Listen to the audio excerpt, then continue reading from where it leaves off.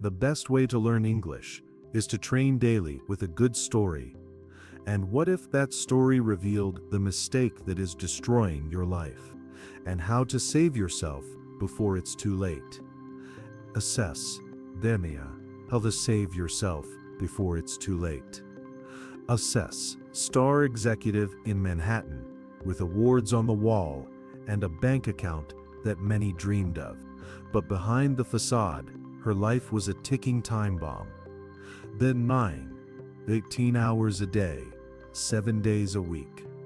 She believed every minute still was a minute lost. Rest is for the weak, she repeated like a mantra, while her body screamed for help. The signs were all there: headaches that no medicine could cure, sleepless nights staring at the ceiling, the joy of living replaced by constant anxiety. But Elena swept them under the rug.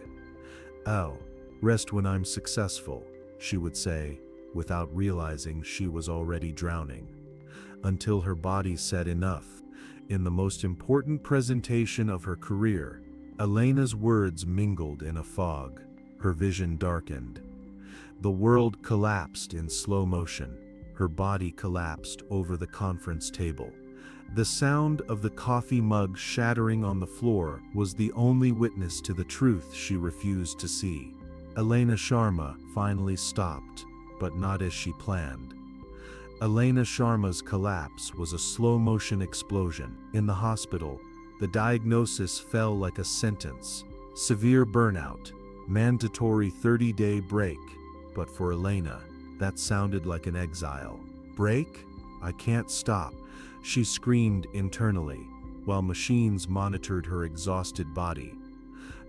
Resistance was her first reaction. From her bed, she tried to answer emails on her phone, until her sister, Mira, snatched the device away. "You are not a machine, Elena. Your body is begging for help," she said, with tears in her eyes. It was there, between the smell of alcohol and the hum of machines, that the truth began to hurt. She had become a prisoner of her own ambition.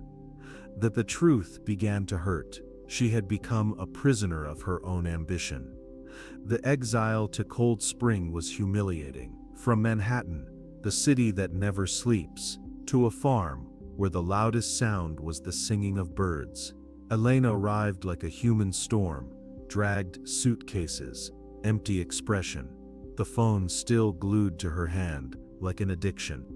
Grandmother Priya, with her 70 years and hands calloused by the earth, just smiled. "The city stole your rhythm, granddaughter. Here, we will find it again," she said, as the wind carried the smell of damp earth.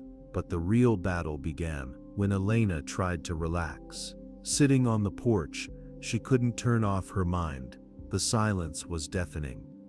Every falling leaf, every passing cloud, seemed like a reminder of the time she thought she was losing. Until her grandmother pointed to a tree on the horizon. Its twisted branches, leafless, looked dead. "That tree looks defeated, doesn't it?" asked Priya. Elena nodded, not understanding. "But it's just gathering strength, like you need to do now." That night, under a starry sky she had never noticed in New York, Elena finally looked at her hands. Not at the perfect nails or the luxury watch, but at the prominent veins, the tired skin. For the first time in years, she didn't think about deadlines or goals. She only asked herself, "When was the last time I breathed without feeling pain?" That simple, devastating question was the first glimpse that maybe the break wasn't a punishment. Maybe it was a rescue. The first days in Cold Spring were torture for Elena.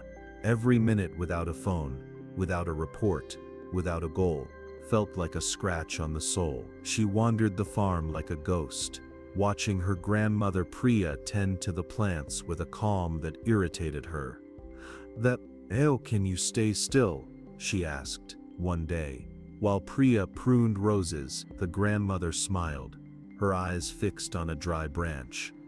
because I know that death is sometimes disguised as rebirth. That Elena didn't understand until the morning when Priya took her to the farthest corner of the garden. There, under the relentless sun, was the tree she had seen when she arrived. Twisted branches like skeletal fingers, not a single leaf, cracked bark. "Look at this tree, granddaughter," said Priya, touching the trunk with reverence. "People say it's dead, but I know the truth." They carefully dug around the base, and there, under the arid earth, was the miracle: white, vigorous roots, spreading like veins of life, plunging deep in search of water. "During the drought," explained Priya, "the tree throws all its energy downward. It lets what is visible die to save what is essential. The roots grow stronger in the dark." Elena knelt, touching the damp roots. For the first time, the word break didn't sound like defeat. It sounded like strategy. That it was when Priya watered the roots that the epiphany exploded. "When the rain returns," said the grandmother, "these strengthened roots will suck every drop, and the tree will bloom more beautifully than before." Elena looked at the dry trunk, then at the living roots, and a truth struck her like lightning. She was that tree. That a collapse hadn't been an end. It was the moment her roots were growing in the dark. The sleepless nights, the anxiety, the exhaustion, weren't signs of weakness. They were her life restructuring itself. That afternoon, Elena sat under the dry tree.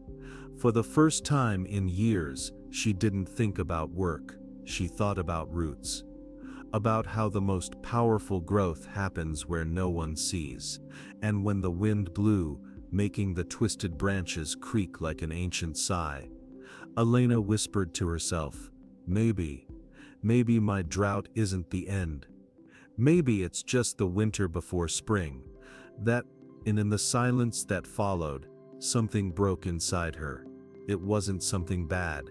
It was as if a hard shell was opening. Elena Sharma began to cry, not from sadness, but from relief, because she finally understood, sometimes, to grow, you first need to disappear. That, with the lesson of the tree etched in her soul, Elena returned to New York, but the city that defined her now seemed like a battlefield. The office, the emails, the goals, everything screamed for her old attention. How to apply strategic breaks here, she thought, while her phone vibrated incessantly.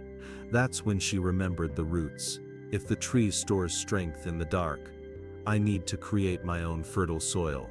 She bought a black notebook and wrote on the cover, "Strategic pauses." On the first page, she listed 3 sacred rules, inspired by Priya's wisdom.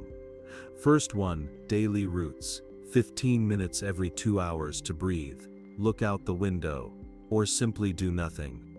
Second rule, weekly seasons. 1 day per week completely offline, not even news. Third, quarterly winter.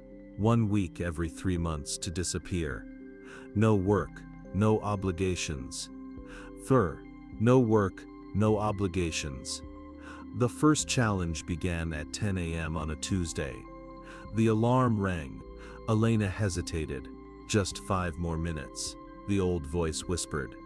But then she imagined the tree's roots growing in the dark. She closed the laptop, took a deep breath, and went out to walk through Central Park. The following days were a constant experiment. She learned to say no to unnecessary meetings, to swap afternoon coffee for chamomile tea, to watch the clouds pass instead of report. The two of us noticed the change. "Elena, you seem different," her assistant said one day. "More present." She smiled, thinking about the root.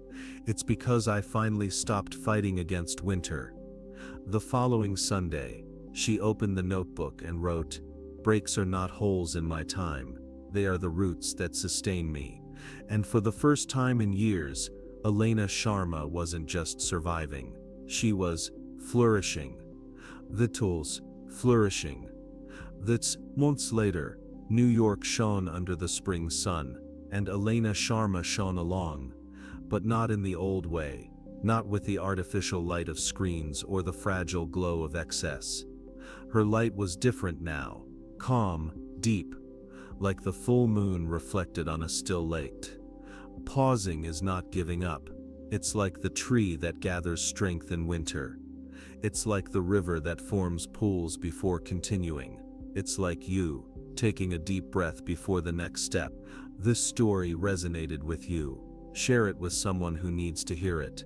A friend who forgets to rest. A colleague who lives on autopilot. A family member who thinks stopping is weakness. And don't forget to subscribe to receive more stories that help you learn English. Until next time, remember, the strongest trees know when to stop to bloom.